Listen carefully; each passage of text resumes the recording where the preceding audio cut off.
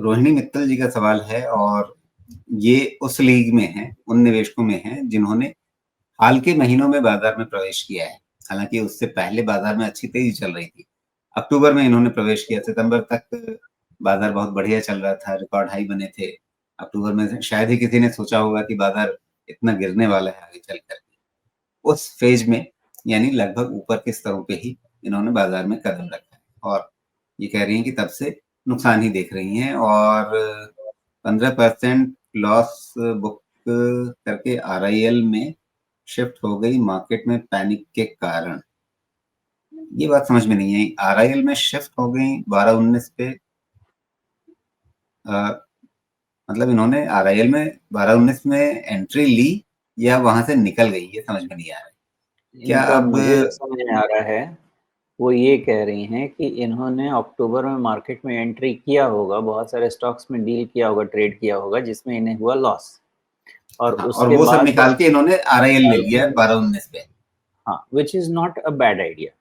ये जी, गलत डिसीजन नहीं है, लेकिन फिर भी इसका मतलब बाजार खराब है तो हो मतलब सकता है कि मार्केट में अनसर्टेनिटी दिख रही है तो एक बड़े लार्ज कैप, मतलब लार्ज कैप में भी जो सबसे बड़े नाम है उसमें से एक, उसमें इन्होंने अपना पैसा सेफ्टी की तलाश में पार्क कर दिया है और ये 12-19 का उनका लेवल है। अब डर ये है कि 1200 से भी नीचे चला गया, मतलब दूसरे शेयरों से को कमजोर समझ के भागे, रिलायंस भी गिर गया, तब क्या होगा?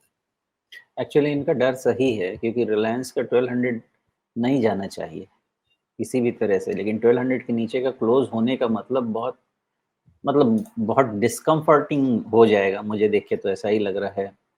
और फिर अगर रिलायंस का 1200 के नीचे का क्लोज होने के बाद डिस्कम्फर्टिंग हो जाएगा तो फिर मार्केट में और करेक्शन होगा, ये भी मान लेना चाहिए। आईटी ठीक नहीं है, रिलायंस का इशू आ जाएगा तो फिर बैंक कितना संभाल पाएगा। तो मे बी सेक्टोरल रोटेशन हो रहा है इवन इन करेक्शन। ये उनका सोचना सही है। 1200 के नीचे मुझे भी रिलायंस पे किसी भी तरह से कोई होप फिलहाल नहीं रहेगा। अब ना गिरे गिरे वो अलग डिस्कशन की बात है, लेकिन 1200 के नीचे क्लोज होने के बाद सेफ्टी थियरी यही कहती है कि थोड़ा सा अलग रहें। हालांकि 1200 के नीचे क्लोज हो भी जाए तो अगर उसी दिन आप पूछ लें तो ज़्यादा अच्छा है, बिकॉज उस दिन का डेटा देखना पड़ेगा। बट इन जनरल मैं यही समझता हूँ कि 1200 के नीचे क्लोज होने का मतलब ये है कि फिर जो राजीव जी रिट्रेसमेंट थियरी लगा रहे हैं उसको लेके फिर और डीप आगे बढ़ना पड़ेगा। जी, तो अगला स्टेप तो उसमें फिर 11-20 के आसपास का दिखेगा, जो 78.6% रिट्रेसमेंट आता है। 38% कहाँ पे है? अच्छा, ये आप मुझे ऐसा लगता है राजीव जी कि इसमें ना आप सीधा ले लें। एक लो मिलेगा आपको 393.75 का।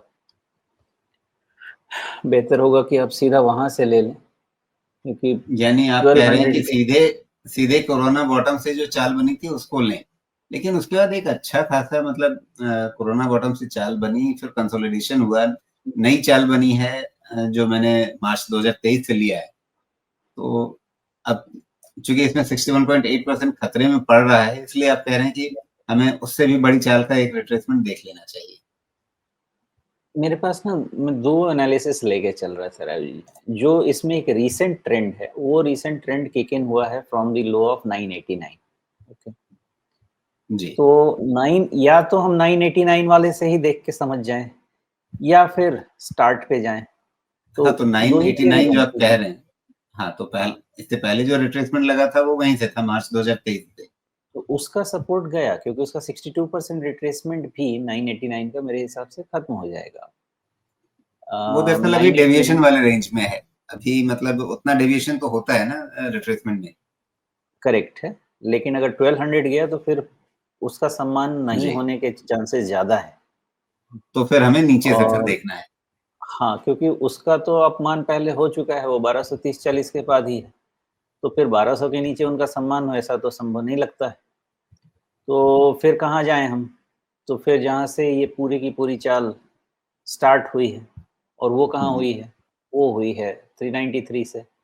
तो उससे थोड़ी क्लैरिटी मिल सकती है कि शायद 1150 के आसपास भी रुके। वो तो यही कह रहा है। तो जी, 1200 के नीचे भी रुके या नहीं रुके, लेकिन ध्यान रखने की बात है कि 1200 के नीचे एक चीज़ दिमाग में क्लियर रहना है कि ट्रेंड खराब हो रहा है, हो गया है 1200 के नीचे।